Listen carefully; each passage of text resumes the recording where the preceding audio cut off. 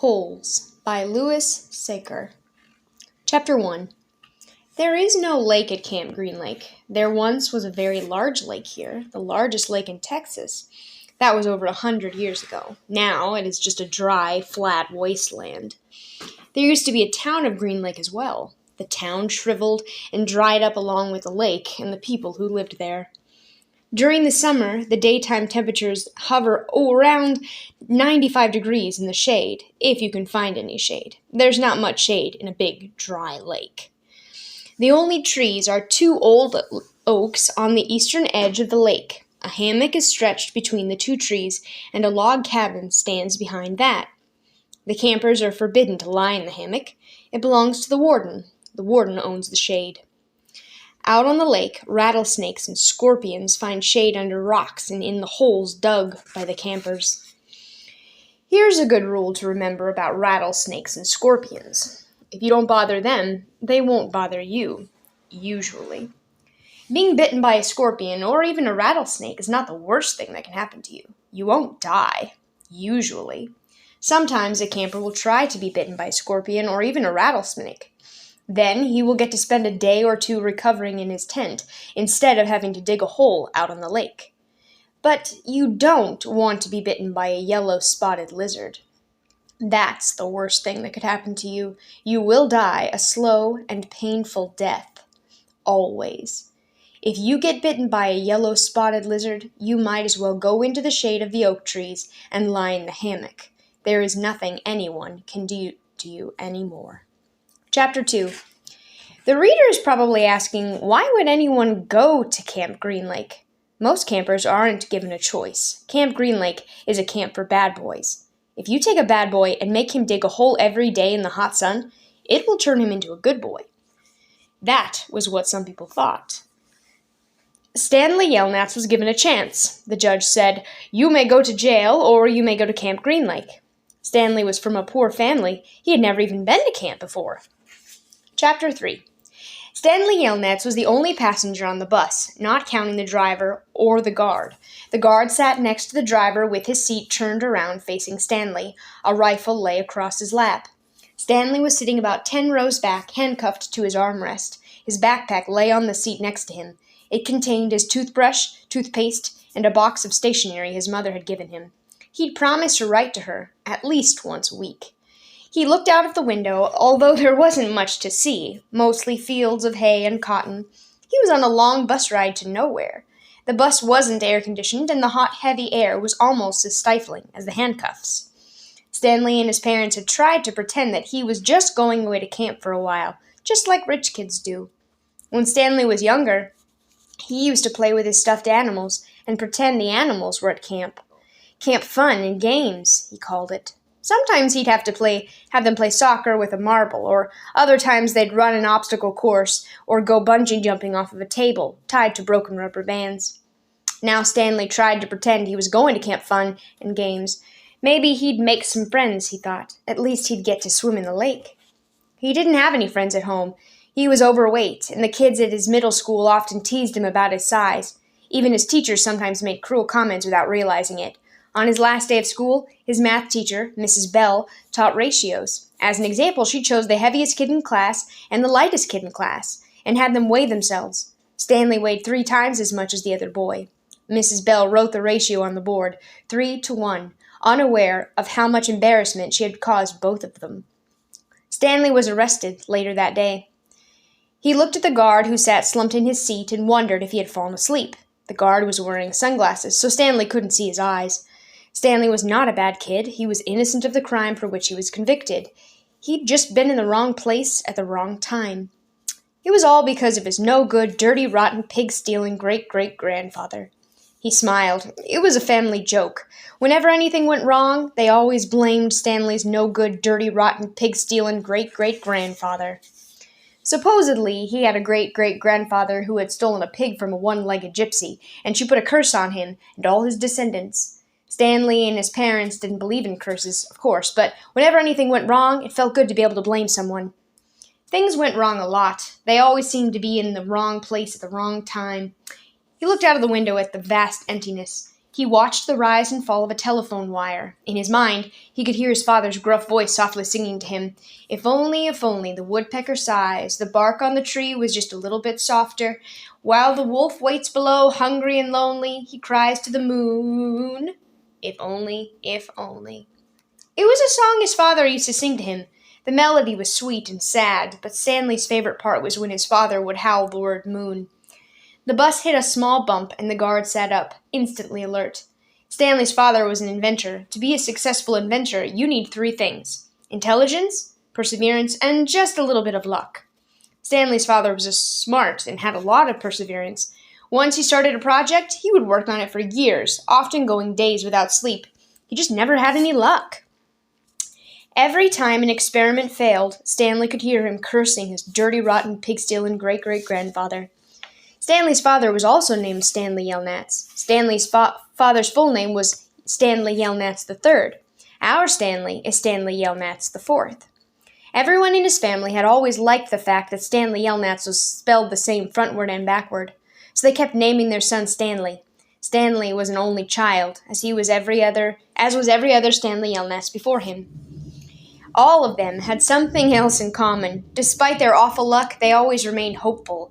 As Stanley's father liked to say, I learned from failure. But perhaps that was part of the curse as well. If Stanley and his father weren't always hopeful, then it wouldn't hurt so much every time their hopes were crushed. Not every Stanley Yelnats has been a failure, Stanley's mother often pointed out, whenever Stanley or his father became so discouraged that they actually started to believe in the curse. The first Stanley Yelnats, Stanley's great-grandfather, had made a fortune in the stock market. He couldn't have been too unlucky. At such times, she neglected to mention the bad luck that befell the first Stanley Yelnats. He lost his entire fortune when he was moving from New York to California. His stagecoach was robbed by the outlaw Kissing Kate Barlow. If it weren't for that, Stanley's family would now be living in a mansion on a beach in California. Instead, they were crammed in a tiny apartment that smelled of burning rubber and foot odor. If only, if only. The apartment smelled the way it did because Stanley's father was trying to invent a way to recycle old sneakers. The first person who finds a use for old sneakers, he said, will be a very rich man. It was this latest project that led to Stanley's arrest. The bus ride became increasingly bumpy because the road was no longer paved.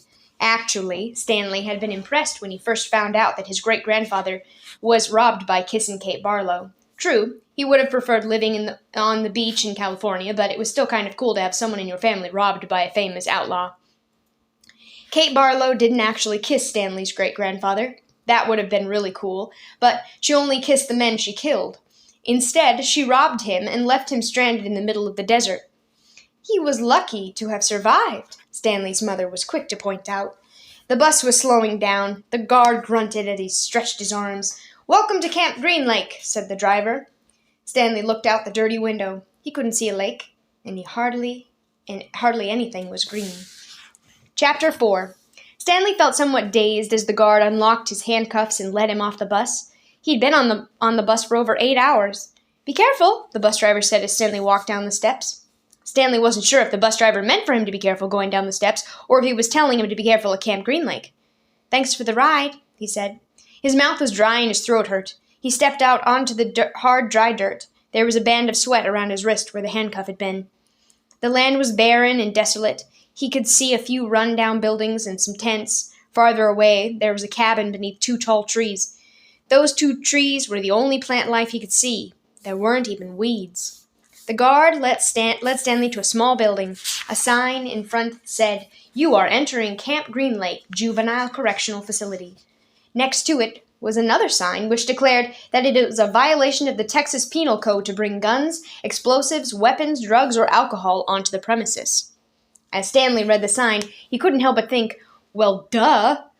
The guard led Stanley into the building, where he felt the welcome relief of air conditioning. A man was sitting with his feet up on a desk. He turned his head when Stanley and the guard entered, but otherwise didn't move. Even though he was inside, he wore sunglasses and a cowboy hat. He also held a can of soda, and the sight of it made Stanley even more aware of his own thirst. He waited while the bus guard gave the man some papers to sign. "That's a lot of sunflower seeds," the bus guard said. Stanley noticed a burlap sack filled with sunflower seeds on the floor next to the desk.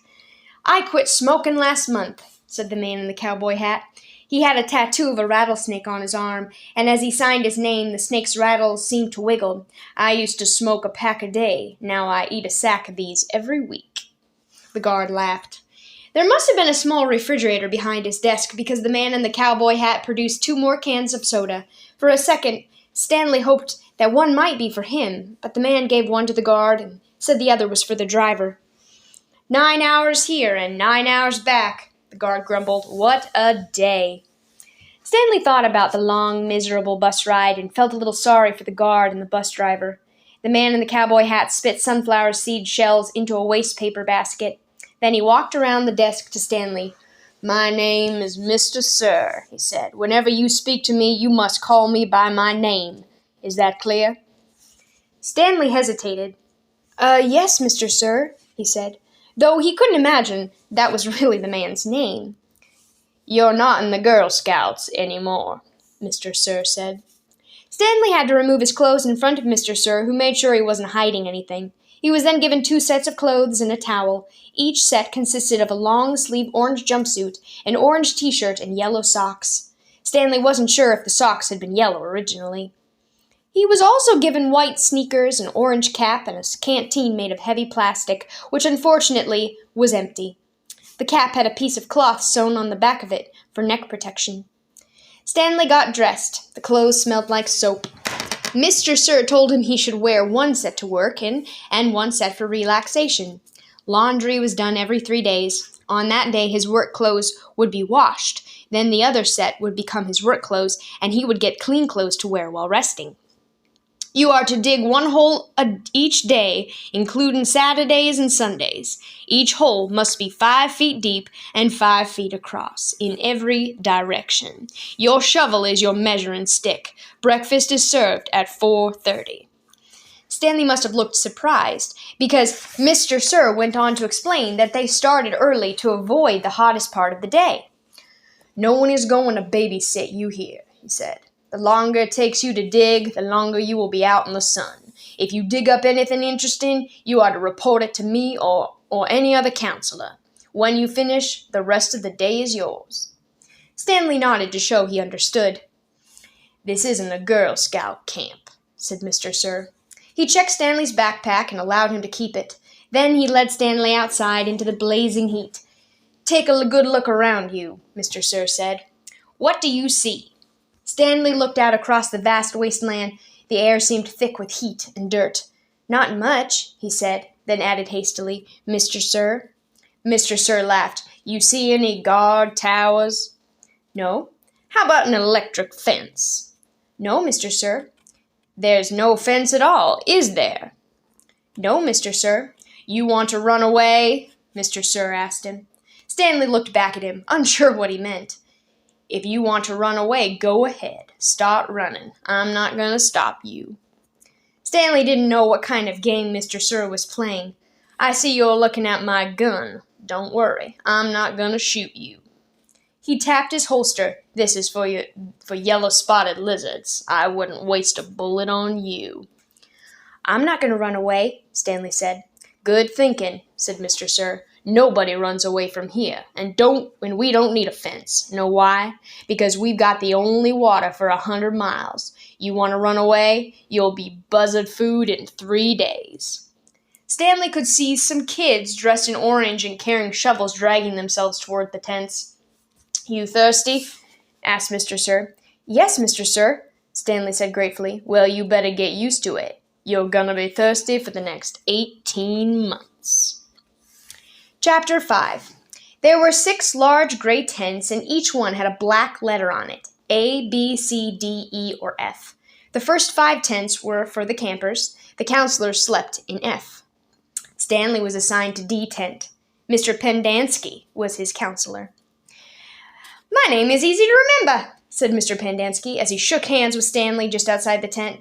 3 easy words, pen, dance, key. Mr. Sir returned to the office. Mr. Pendanski was younger than Mr. Sir, and not nearly as scary-looking. The top of his head was shaved so close it was almost bald, but his face was covered in a thick, curly black beard. His nose was badly sunburned. Mr. Sir isn't really bad, said Mr. Pandansky. He's just been in a bad mood ever since he quit smoking. The person you've got to worry about is the warden. There's really only one rule at Camp Green Lake. Don't upset the warden. Stanley nodded, as if he understood. I want you to know, Stanley, that I respect you, Mr. Pandansky said. I understand you've made some bad mistakes in your life. Otherwise, you wouldn't be here. But everyone makes mistakes. You may have done some bad things, but that doesn't mean you're a bad kid. Stanley nodded. It seemed pointless to try and tell his counselor that he was innocent. He figured that everyone probably said that.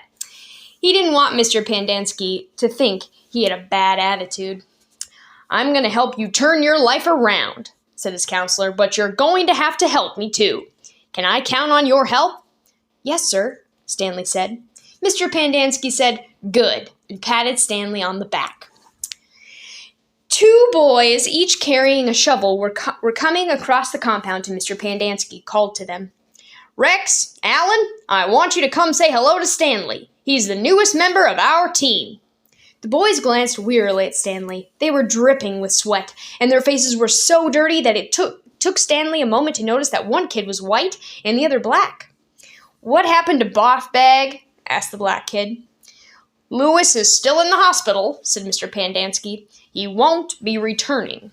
He told the boys to come shake Stanley's hand and introduce themselves, like gentlemen. Hi, said the white kid grunted. That's Alan, said Mr. Pandansky. My name's not Alan, the boy said. It's Squid, and that's X-Ray.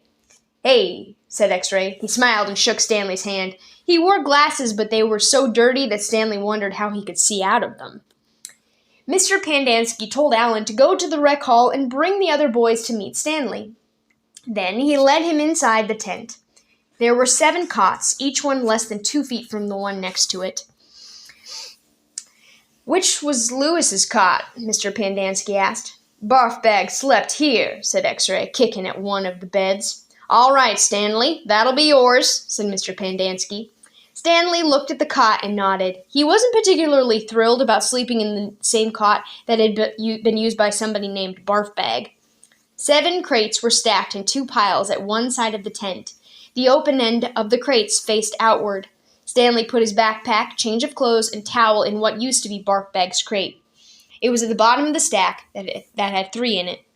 Squid returned with 4 other boys. The first 3 were introduced by Mr. Pandansky as Jose, Theodore, and Ricky. They called themselves Magnet, Armpit, and Zigzag. They all have nicknames, explained Mr. Pandansky. However, I prefer to use the names their parents gave them, the names that society will recognize them by when they return to become useful and hard-working members of society. It ain't just a nickname, X-Ray told Mr. Pandansky. He tapped the rim of his glasses. I can see inside you, Mom. You've got a big, fat heart. The last boy either didn't have a real name or else he didn't have a nickname. Both Mr. Pandansky and X-Ray called him Zero. You know why his name's Zero? Asked Mr. Pandansky. Because there's nothing inside his head. He smiled and playfully shook Zero's shoulder. Zero said nothing. And that's Mom, a boy said. Mr. Pandansky smiled at him. If it makes you feel better to call me Mom, Theodore, go ahead and call me Mom. He turned to Stanley. If you have questions, Theodore will help you. You got that, Theodore? I'm depending on you. Theodore spit a thin line of saliva between his teeth, causing some of the other boys to complain about the need to keep their home sanitary. You were all new here once, said Mr. Pandansky, and you all know what it feels like. I'm counting on every one of you to help Stanley. Stanley looked at the ground. Mr. Pandansky left the tent, and soon the other boys began to file out as well, taking their towels and change of clothes with them. Stanley was relieved to be left alone, but he was so thirsty he felt as if he would die if he didn't get something to drink soon. Hey, Theodore, he said, going after him, do you know where I can fill my canteen? Theodore whirled and grabbed Stanley by the collar. My name's not Theodore, he said. It's Armpit. He threw Stanley to the ground. Stanley stared up at him, terrified. There's a water spigot on the wall of the shower stall. Thanks, Armpit, said Stanley. As he watched the boy turn and walk away, he couldn't for the life of him figure out why anyone would want to be called Armpit. In a way, it made him feel a little better about having to sleep in a cot. That had been used by somebody named Barfbag. Maybe it was a term of respect.